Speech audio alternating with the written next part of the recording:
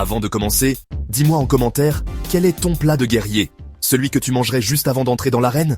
Bon, maintenant installe-toi bien, parce que cette semaine, j'ai pas mangé comme un mec normal. J'ai mangé comme un gladiateur romain. Et non, c'est pas juste des lasagnes et du Chianti. Spoiler, leur surnom à l'époque, c'était les mangeurs d'orge. Ça fait déjà moins rêver. Jour 1. Je suis prêt pour l'arène. Enfin, presque. Petit-déj. Une galette d'orge sèche comme le désert de Judée. Quelques figues sèches pour le style. Midi, purée de pois chiches, plus pain d'épeautre. Soir, soupe de lentilles, oignons, ail. Je suis officiellement devenu une flatulence humaine. Et tu sais quoi? Pas un gramme de viande.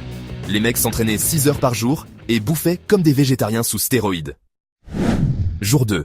Je découvre ma vie intérieure, littéralement. Mon intestin? Il a changé de dimension. Les fibres, les légumineuses, les légumes fermentés. On dirait qu'on organise les Jeux Olympiques dans mon côlon. Mais surprise, je me sens rassasié. Pas de fringales, pas de coups de barre. Parce que mine de rien, leur diète, c'était intelligemment calorique. C'est comme s'ils disaient, tu vas prendre ta galette, ton vinaigre, et tu vas être content. Jour 3. Où est passé le sucre? Spoiler, il y en a pas.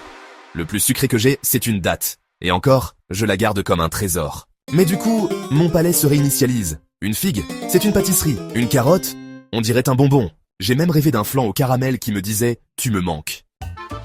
Jour 4. Boum. Énergie de Spartiate. Oui, je sais, c'est pas romain.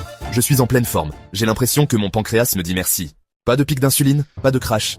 Juste une énergie stable. Je comprends pourquoi il tenait dans l'arène. Et le plus fou, le mélange de vinaigre et eau qu'il buvait après les combats. Un peu chelou, mais bourré de minéraux pour renforcer les os.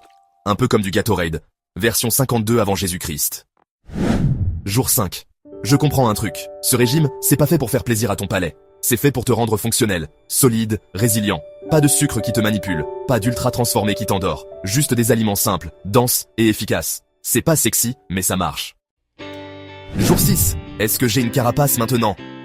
Parce que je pète la forme, je dors mieux, j'ai le ventre plat, je digère tout en 12 secondes. Et mentalement, je suis calme. Tu sais pourquoi? Parce que mon microbiote m'envoie enfin des messages d'amour.